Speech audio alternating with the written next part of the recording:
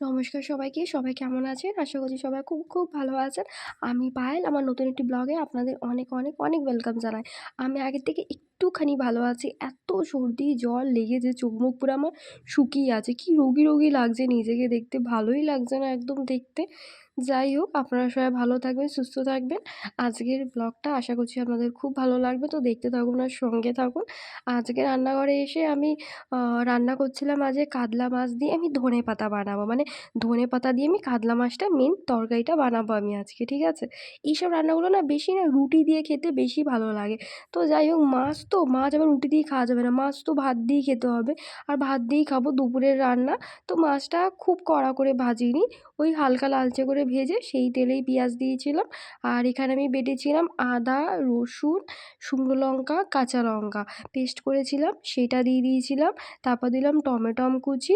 এরপরে একটা বাটির মধ্যে আমি লঙ্কা, হলুদ গুঁড়ো আর নুন ভালো করে দিয়ে সেটা জল দিয়ে লিকুইড করে দিয়েছি। ডাইরেক্ট দিলে না পুড়ে যায়, তাই না?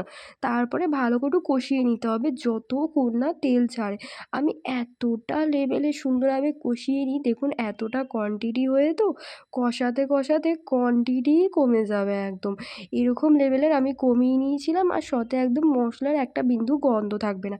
এরপরে আমি এর মধ্যে বেটে রাখা গোটা গরম মশলা দেবো। এবার আমি এখানে হাফটা দেবো, পুরোটা দেবো না। আপনারা চাইলে এখানে গুঁড়োও দিতে পারেন। আমি বেটেটা দেওয়া একটু বেশি প্রেফার করি। আর সব মশলা কিন্তু আমি শিলে বাটি।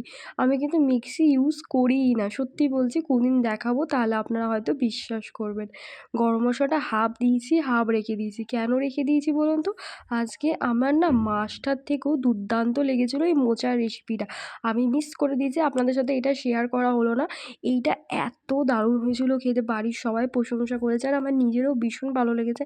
আমি দুবেলা খেয়েছি। জানি না আবার কবে আমি এরকমভাবে মোচা বানাতে পারবো। বিগত মোচা কয়েক বছর পর আমি এত টেস্টি মোচা বানিয়েছিলাম। মোচাটা সত্যি সিম্পল বানিয়েছিলাম। আলু দিয়ে শুধু, নো ছোলা, নো মাছ, নো চিংড়ি মাছ, নাথিং কিছু। জাস্ট আলু দিয়েই বানিয়েছিলাম। বাট এত দুর্দান্ত বানিয়ে ফেলেছিলাম যে ধারণার বাইরে। মানে মিস করে দিচ্ছি, আপনার সাথে রেসিপিটা শেয়ার করিনি আমি। মানে প্রসেসিংটাই হয়তো আমার ভীষণ ভালো ছিল। তো এইদিকে এবার আমি, হ্যাঁ, ঢাকনা খুলে দেখলাম প্রায় মশলাটা কষে, কষে এসছে। এরপর আমি দেবো এর মধ্যে টক দই দেবো আমি। যে প্যাকেটে কিনে আনা টক দই, সেই দই আমি দিচ্ছি। আপনাদের কাছে ঘরে টক দই তৈরি করা থাকলে সেটাও দিতে পারেন। আর হ্যাঁ, মেন জিনিস, যখনই আমরা টক দই যে কোনোই তরকারিতে দিই না কেন, সবসময় কিন্তু গ্যাসের ফ্লেমটা লো করে রাখতে হয়। আমি ঠিক কি ভুল আপনারা অবশ্যই জানাবেন এটা কমেন্ট করে। খুব বেশি দিইনি, অল্প দিয়েছি। যে তোমার মশলাটা কম, সেই বুঝে কোয়ান্টিটি বুঝে অল্প দিয়ে একদম গ্যাসের ফ্লেমটাকে আমি পুরো লো করে রেখে দিয়েছি। দিয়ে ভালো করে একদম কষিয়ে নেবো। আর খুব নাড়লে কেটে যায় টক দইটা। এটা আমার একটা এক্সপিরিয়েন্স রান্না করতে, করতে হয়েছে, যেটা আপনাদের সাথে শেয়ার করলাম। লো ফ্লেম করে ঢাকা দিয়ে কিছুক্ষণ রেখে দিয়েছি। যা রেখে দেওয়ার সাথে আমি ওইদিকে আমার ধনেপাতাটা আমি পেস্ট করতে লেগে গেছিলাম। এই যে ধনেপাতাটা আমি এটা কিন্তু শিলে করেছি। শিলের মধ্যে পেস্ট করে এইটা আমি গ্যাসের ফ্লেমটাকে লো করে দিয়ে দিয়েছি। এইবারে ধনেপাতার কোনো নেই যে গ্যাসের ফ্লেম লো করেই করতে হবে। আর এবারে আমি গ্যাসের ফ্লেমটাকে বাড়িয়ে ধনেপাতাটা কিন্তু বেশিক্ষণ কষানো যাবে না, ঠিক আছে? তা নাহলে কিন্তু ধনেপাতার গন্ধটা চলে যাবে। ধনেপাতাটা কষানো হালকা একটু হলেই, কালারটা চেঞ্জ হয়ে গেলে ওর মধ্যে আমি ভেজে রাখা মাছগুলোকে দিয়ে একটুখানি নাড়িয়ে নেবো। খুব বেশি নাড়লে আবার ভেঙে যাবে, তো একটুখানি নাড়াবো। সব কটা 5 পিস মাছ আমি রান্না করছিলাম। 5 পিস মাছ আমি এক একটা করে দিয়ে অল্প করে নাড়িয়ে তারপরে এর মধ্যে আমি গরম জল দিয়ে দেবো। ঠান্ডা জলও দিতে পারেন, কোনো ম্যান্ডেটরি না যে গরম জল। অনেকেই বলে গরম জল, আমি কিন্তু ঠান্ডা জলই দিই। তো ঠান্ডা জল দিয়ে গ্রেভি, গ্রেভি একদম রাখবো। তো একদমই অল্প, এটা গ্রেভিই ভালো লাগবে, ঝোল ভালোই লাগবে না। এবার এর মধ্যে আপনি চাইলে আলু দিতে পারেন, আমি আলু স্কিপ করেছি।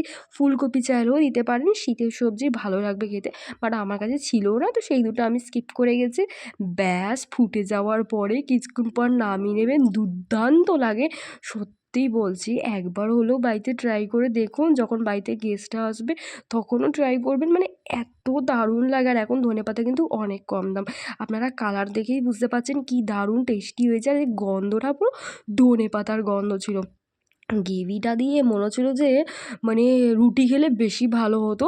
ভাতে তো কম লাগে। দুর্দান্ত লেগেছে খেতে। বাট এর থেকেও দুর্দান্ত লেগে গেছিলো আমাকে মোচাটা। আমার বাড়ির সবাই প্রশংসা করেছিলো আজকে আমার এই দুটো রান্না। তো আপনাদের কেমন লাগলো এই রেসিপিটা অবশ্যই কিন্তু কমেন্ট করে জানাবেন। আর বাড়িতেও বানিয়ে খাবেন।